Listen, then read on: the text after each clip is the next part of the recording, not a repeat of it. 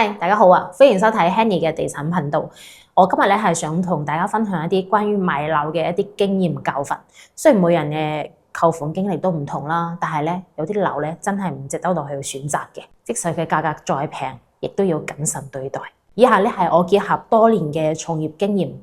總結出嚟呢10類嘅房屋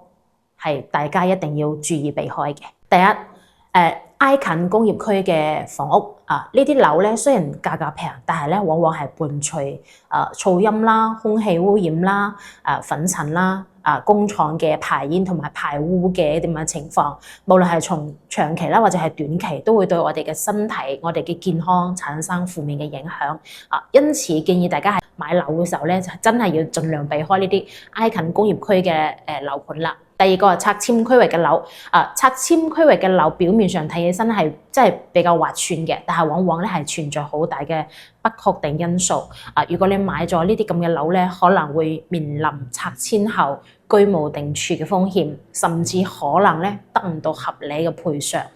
因此喺買樓之前咧，一定要做足功課，了解當地嘅拆遷政策。3，老舊步梯嘅路破少，千祈唔好俾啲超低單價迷惑。老小區睇起身總價低，但係咧管道老化、牆體滲水真係家常便飯，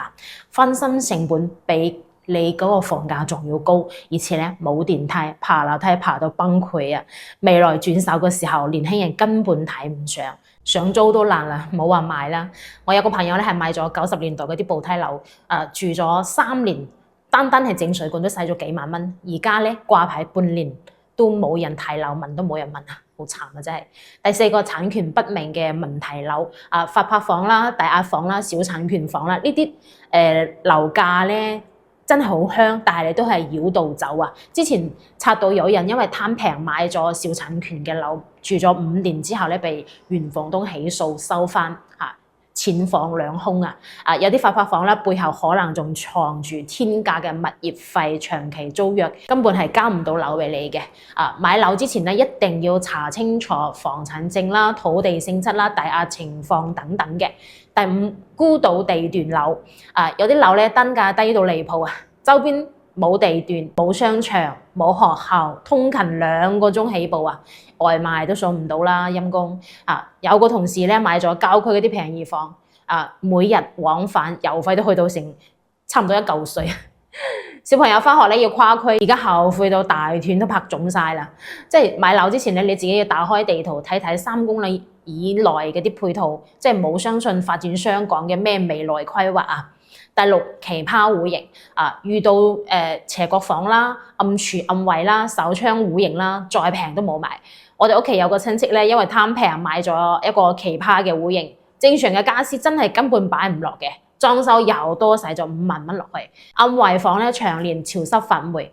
住到周身都唔舒服揀樓嘅時候咧，寧願花多啲少錢，亦都要揀個戶型方正啦、通透啦、採光好嘅戶型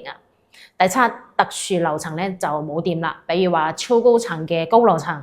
一啲安全感都冇嘅呢一點唔使我多講，大家應該都明白了解啦，係咪仲有一個就係超高層嘅2樓雖然話而家嘅建築嗰個工藝啦，比以前真係好好多啦，反水嘅概率咧係非常非常低嘅，但係咧你喺賣樓嘅時候咧，就算你同新嘅買家話，哎呀唔怕反水，從來未反過之類嘅，講到口水都乾，真係人哋都未必會信你嘅，因為呢個反水嘅可能性咧係根本冇話排除喺度嘅，係咪？你自己都冇確定啦。咁第8咧就係房屋朝向係極其重要嘅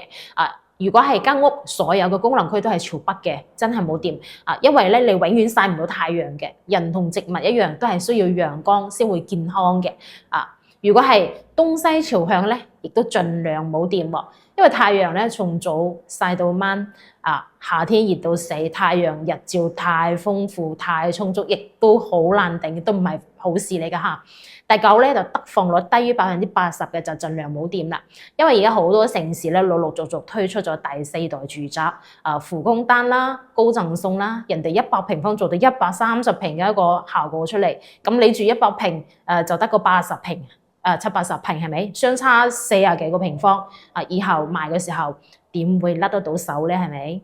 第10，非核心商圈嘅商住兩用房。商住兩用房嘅產權咧，一般就得個40到50年，只有極少數咧係有70年嘅產權嘅。而且咧，水電費啦、物業費啦，都係要按照商業嘅標準嚟收取。長期嚟睇咧，生活成本係遠遠比住宅仲要高出好多倍嘅。嗱，咁咧就最後提醒，買樓係一件大事，千祈唔好俾低價沖昏你嘅頭腦啊！花多啲時間做下功課，寧願多啲少錢買個安心，亦都冇貪小便宜吃大虧啊！血淚嘅經驗分享俾大家，早睇早避雷啊！如果你最近有買樓嘅打算啦，歡迎訂閱 Henny 嘅頻道一齊避雷，亦歡迎有買樓經驗嘅街坊喺評論區分享自己嘅故事。咁我哋下期再見啦，拜拜。